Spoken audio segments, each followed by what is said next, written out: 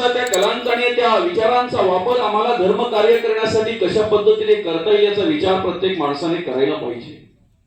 खऱ्या अर्थानं आमचा जन्म ज्या ठिकाणी झालेला आहे त्या ठिकाणी आमच्या वाट्याला आलेली कर्म प्रामाणिकपणे करणं याला धर्म म्हणतात. धर्म कार्य करत असताना, देव कार्य करत असताना, देश कार्य करत असताना आमच्या वाट्याला आलेली सेवा आम्ही निष्कामतेने, निरापेक्षेने आणि प्रामाणिकपणे करणं याला धर्म कार्य म्हणतात, याला देव कार्य म्हणतात. खऱ्या अर्थानं ओळीवर अर्थपूजा बांधण्याआधीच्या निमित्ताने या ठिकाणी आपण ही प्रवचन सेवा आयोजित केलेली आहे. आपल्या या शहापूर तालुक्यातील आणि हे कुंडण गाव, या कुंडण गावामध्ये गेली अनेक वर्षांपासून या ठिकाणी आपण हा शिवजयंती उत्सव साजरा करत असतो. खरं तर धर्म कार्य करणारी माणसं आणि धार्मिक विचाराने प्रेरित असलेली माणसं या ठिकाणी आपल्याला पाहायला मिळतात.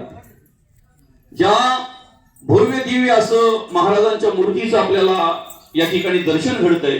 महाराजांनी मला आल्यानंतर सांगितलं की धर्मवीर आनंदजी दिघे साहेबांच्या शुभ हस्ते या ठिकाणी या भव्य दिव्य अशा छत्रपती शिवाजी महाराजांच्या मूर्तीची प्राणप्रतिष्ठा या ठिकाणी आपण केलेली, अर्थात या मूर्तीची स्थापना या ठिकाणी आपण केलेली आहे.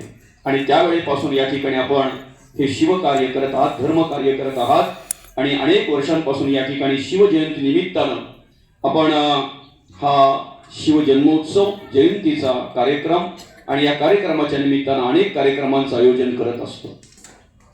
खरं तर या ठिकाणी भक्तीची आणि मुक्तीची भगवी पताका खांद्यावर घेऊन धर्म कार्य करणारी अनेक माणसं या ठिकाणी आपल्याला पाहायला मिळतात आणि भाविक भक्ती आपल्याला या ठिकाणी पाहायला मिळतात.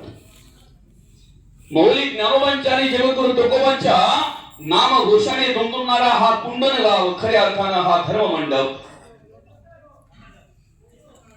पांडुरंग परमात्म्याच्या नामस्मरणाने पुण्य पावन अशी पवित्र झालेली ही कुंडणगावची भूमी आणि हा धर्म मंडप खऱ्या अर्थाने या धर्म मंडपामध्ये हे धर्म कार्य आणि हे शिव जन्मोत्सवाच्या निमित्ताने हे प्रवचन या ठिकाणी करण्याचा जो योग आज आलेला आहे.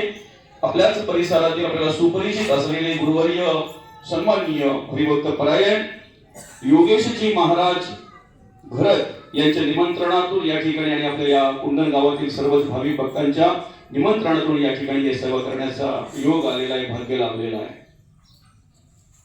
खरं तर ज्याच्याकडे धर्म कार्य करण्याची प्रेरणा निर्माण झालेली आहे, देव कार्य करण्याची प्रेरणा निर्माण झालेली, स्फूर्ती निर्माण झालेली आहे, पांडुरंग परमात्म्याच्या कृपेने देव कार्य धर्म कार्य करण्याचं बळ त्याच्या अंगी निर्माण झालेलं आहे ना, त्या माणसाने कधीच घरात बसू नये, गावात थांबू नये, त्याने फिरत राहावं, चालत राहावं. त्याने अशी माणसं ज्या ज्या ठिकाणी जातात, ज्या ज्या ठिकाणी कार्य करायचं म्हणतात त्या ठिकाणी धर्म कार्य आपल्याला पाहायला मिळते.